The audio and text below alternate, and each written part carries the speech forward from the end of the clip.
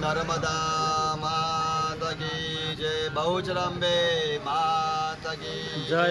સર્વને પ્રણામ. જય શ્રી કૃષ્ણ. આજે અમાસ થઈ છે. અમાસના દિવસે ચાનોદની ભૂમિ ઉપર બેસીને આજે હું તમને બધાને જણાવું છું કે આવતીકાલથી નવરાત્રિનો પ્રારંભ થાય છે. નવરાત્રિ માની આરાધના, જપ તપ કરો, માના ચંડીપાઠ બ્રાહ્મણો પાસે, ગુરુ પાસે ચંડીપાઠ ઘરમાં કરાવો, માતાજીના જપ કરાવો, 1.25 લાખ અનુષ્ઠાન માનું થાય.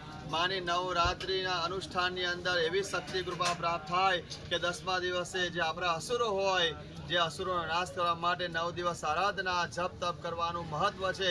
બ્રાહ્મણને 9 દિવસમાં કોઈ પણ દિવસે બ્રાહ્મણ ભોજન કરાવો, કુંવારી કન્યાઓને ભોજન કરાવો, ગુરુને ભોજન કરાવો, ચંડી પાઠ કરાવો.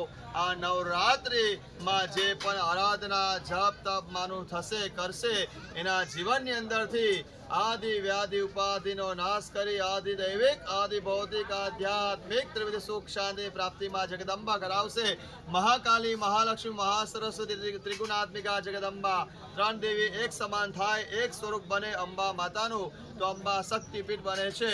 સર્વ જીવનની અંદર ચંડી પાઠનું મહત્વ છે. નવચંડી યજ્ઞ કરાવો, બ્રાહ્મણને ભોજન, કુંવારી કન્યાઓને ભોજન કરાવી દાન અર્પણ કરવામાં આવે છે, તો જીવનમાં શાંતિની પ્રાપ્તિ થાય છે.